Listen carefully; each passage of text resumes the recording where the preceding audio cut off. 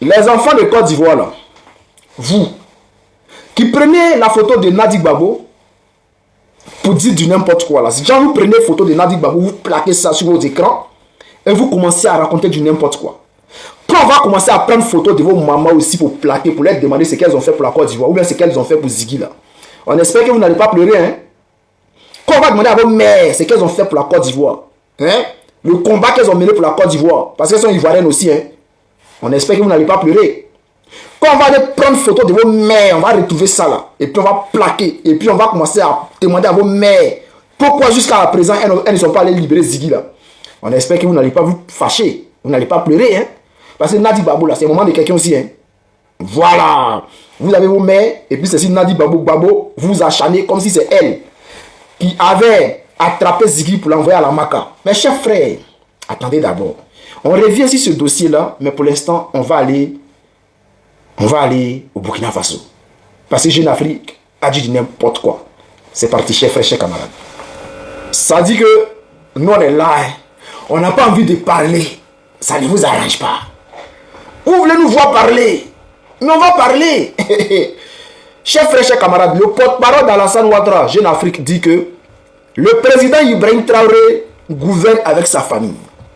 Et que depuis l'arrivée au pouvoir, lui gouverne avec sa famille. D'accord, on a compris. Moi-même là, je demande pardon au président Ibrahim Traoré. Il n'a qu'à aller fouiller dans tous les petits villages où il y a ses cousins, ses nièces, ses oncles, hein, ses parents là, il n'a qu'à ramasser tout le monde. Il va les mettre dans le gouvernement, il va gouverner avec eux. Parce que je n'arrive pas à comprendre. Jeune Afrique, ton patron Alassane Ouattara, lorsqu'il a pris le pouvoir en 2011, là, quand il est arrivé, il a mis toute sa famille au sein du gouvernement autour de lui. C'est-à-dire, aujourd'hui en Côte d'Ivoire, là, la Côte d'Ivoire même est le seul pays que moi je connais, hein, où un seul parti politique dirige tout le pays. C'est-à-dire, au sein du gouvernement, il n'y a pas un autre parti politique, il n'y a pas de membres, des cadres d'autres partis politiques. Si tu n'es pas RHDP, tu n'es pas dans le gouvernement. Si tu n'es pas RHDP là, tu n'es pas dans le gouvernement. C'est encore dans ce moment où il voit ça. Hein. Et vous allez vous lever pour dire que Ibrahim Traoré gouverne avec sa famille? Les gars, vous faites exprès. Genre, vous faites exprès, vous cherchez. C'est-à-dire, vous voulez qu'on parle. En Côte d'Ivoire, si tu n'es pas RHDP, tu libères le tabouret. Qui est au sein du gouvernement, qui est PDCI, qui est FPI, qui est PPACI, qui? Il n'y a que le RHDP au sein du gouvernement de Côte d'Ivoire. Alassane Ouattara, c'est bon petit. Maintenant, parlons de famille. Mais Jeune Afrique, Alassane Ouattara fait pire. Il fait pire que Ibrahim Traoré. Depuis 2011, l'arrivée au pouvoir. Il fait pire. Regardez aujourd'hui là. Aujourd'hui. C'est-à-dire que vous vous levez aujourd'hui pour venir parler de IB où Alassane Ouattara vient de remanier son gouvernement. Vous ne parlez pas de ça, hein? Où son petit frère est ministre de la Défense et vice-premier ministre. Vice-premier ministre, je vois les gens qui disent c'est existe. Bon, quelle est l'utilité d'un vice-premier ministre en Côte d'Ivoire? C'est sous Alassane Ouattara seulement on voit ça. C'est délapider l'argent de l'État. C'est-à-dire, à part eux là, personne d'autre n'est intelligent en Côte d'Ivoire. Personne d'autre n'a de diplôme en Côte d'Ivoire. Il n'y a que le RHDP, c'est-à-dire Alassane Ouattara et sa famille, qui ont des grands diplômes. Il est président. Sa nièce gère la caisse de l'État. Son fils ou son petit frère, on ne sait pas qui il est. Lui, c'est lui qui gère l'armée. Il a même une milice privée. Il a plein de parents qui gèrent, qui ont des hauts poches, ou bien même ses beaux-fils, ou bien beaux-frères, tout cela. Et tous ceux qui gèrent la Côte d'Ivoire. Si on veut citer les noms, on ne va pas quitter ici. Et vous voulez vous acharner sur Ibrahim Traoré. Vous n'avez pas honte, hein. Vous là, vous n'avez pas honte, hein. Mais chers frères, chers camarades, il y a un frère malien qui s'est levé qui a dit que, c'est-à-dire, le Mali a la capacité, c'est-à-dire si aujourd'hui ça s'est gâté entre la Côte d'Ivoire et le Mali, en moins de 25 minutes, l'armée malienne pourrait mettre la main sur Alassane Ouattara comme les États-Unis ont fait au Venezuela. C'est-à-dire, ils peuvent venir, ils vont mettre la main sur Alassane Ouattara, devant l'armée ivoirienne. Ah ouais. Bon, quand le gars dit ça, voici que Niamey, le Niger, a été attaqué. Ça veut dire ils ont laissé le Mali, ils sont allés attaquer le Niger. Les gars voulaient renverser le président Aboudraman Tiani ou même empêcher l'uranium de sortir. Parce que ce n'est pas moi qui le dis, c'est un Français, je ne sais pas si c'est un journaliste ou bien c'est un blogueur français qui le dit, que l'aéroport de Niamey a été attaqué parce que le Niger cherche à faire sortir l'uranium. Fait passer ça par la mer, je ne sais pas quoi là, ou bien par les airs, je ne sais plus. Mais, lui il pense que c'est la France, c'est un Français qui parlait, hein, ce n'est pas un Ivoirien, ce n'est pas un Africain, c'est un Français. Il dit, lui pense que le Niger a été attaqué hier, bah, parce que, voilà, le Niger cherche à faire sortir de l'uranium. Et lui pense que c'est la France qui est derrière, selon lui. Ceux qu'on a attrapés là, ce ne sont pas des Français. C'est-à-dire ceux qui sont allés attaquer le Niger, qui ont voulu faire le coup d'État ou bien déstabiliser le Niger, ce sont des Africains. On les a attrapés. Là, je sens que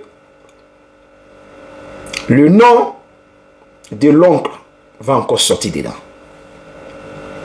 Parce qu'Aboudraman Tiani là, lui il s'amuse pas, hein. Quand lui l'attrape là, tu parles, hein. Et quand tu finis de parler là, lui vient, il prend sa caméra et puis il commence à citer des noms. Lui là, il tourne pas autour du point, hein. Quand c'est toi là, il va dire ton nom, il va dire c'est toi. Donc chers frères ivoiriens, prions Dieu. Prions Dieu pour ne pas que le nom de l'oncle soit dedans. Parce que si son nom est sorti là-bas encore, et cette fois-ci là, je ne pense pas que l'AES va croiser les bras pour dire non qu'ils vont rester sur la défensive. Chers frères, prions pour ne pas que le nom de l'oncle soit dedans. Voilà. Maintenant, j'aimerais parler un peu de la Côte d'Ivoire. En ce moment, on a des frères ivoiriens qui passent leur temps à s'attaquer à la femme de notre président Gbagbo Laurent, qui parle de Ziggy, qui l'accuse, qui accuse la femme de notre président. Et ces personnes-là disent du n'importe quoi. Ces personnes-là disent du n'importe quoi. Ce que j'aimerais dire à ces personnes-là, c'est que, les gars, pendant que vous parlez de Nadi Gbagbo là, pendant que vous l'accusez, sachant très bien que ce n'est pas elle qui a arrêté Ziggy pour le mettre en prison. Elle fait ce qu'elle peut. Parce que elle prend Ziggy comme elle a pris Ziggy comme son fils. Elle considère Ziggy comme son propre fils. Elle l'aime. Ziggy n'est pas rentré en politique à cause de Nadi Gbagbo. Ziggy n'a pas prononcé, il n'a pas les mots qu'il a fait, il a dit là. Il n'a pas prononcé ces mots-là à cause de Nadi Gbagbo. Et Nadi Gbagbo ne l'a pas envoyé pour aller dire que voici. Même si ces mots-là ne sont pas graves. Pour ces mots, on ne peut pas envoyer quelqu'un en prison. Pour dire que, genre quand quelqu'un dit, ouais les gars, allons-y dans les maquis, portons maillot, portons les quais, on ne peut pas mettre quelqu'un en prison pour ça. C'est seulement en Côte d'Ivoire qu'on voit ça. Et quand vous voyez que la justice est bâclée, et que c'est du n'importe quoi, vous devez vous attaquer à la justice de Côte d'Ivoire et à Alassane Ouattara, parce que c'est lui qui a mis Ziggy en prison. Nadi Gbagbo n'a rien à voir dedans. Mais quand vous vous levez, vous attaquez à elle. Quand vous plaquez sa photo pour parler d'elle, vous trouvez ça normal. Si on prend la photo de vos mamans pour commencer à plaquer aussi là, est-ce que ça va vous plaire?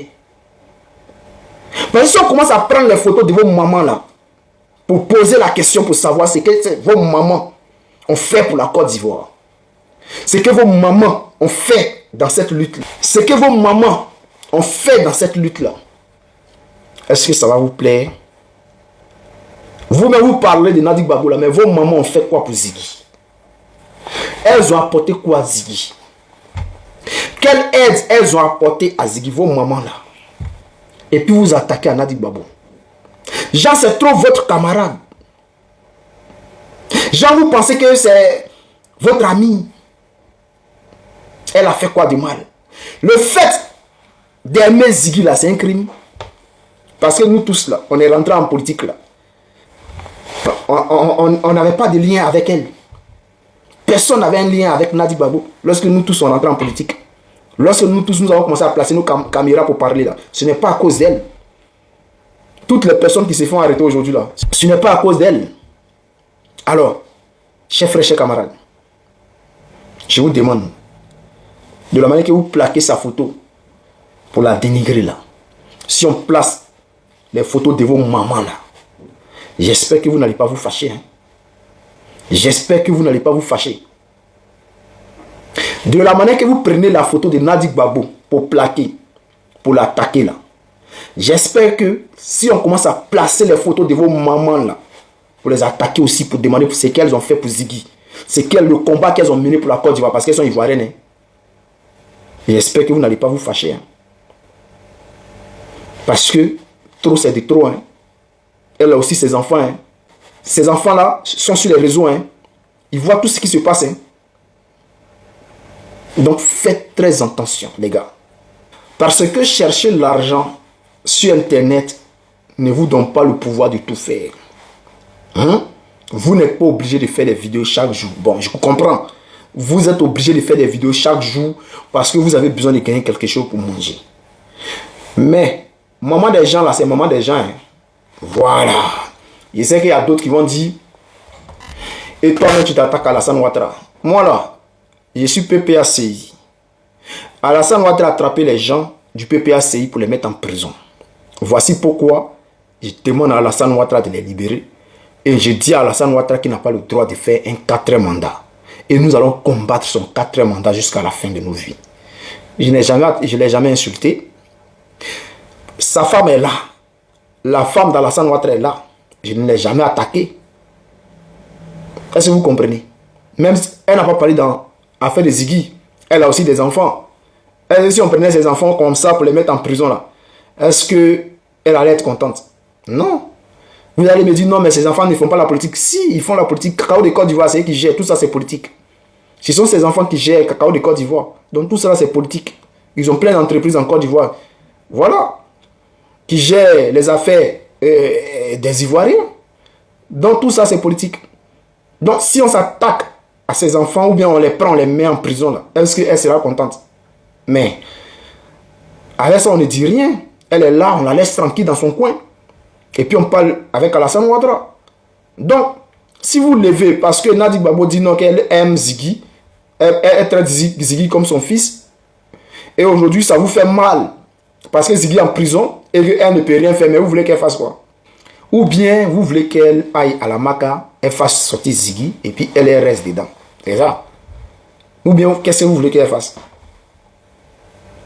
Le dictateur qui est en face de vous, là, vous ne le voyez pas. Hein. Ceux-là qui ont pris Ziggy pour mettre Ziggy en prison, tous les autres camarades, là, vous ne les voyez pas. Hein. C'est-à-dire, vous n'avez plus de contenu à faire. Vous voulez vous acharner sur la pauvre dame. Continuez. On commence à plaquer photos de vos mamans aussi, là. On commence à parler de vos mamans, non? Ça va vous choquer un jour. Continuez sur nous.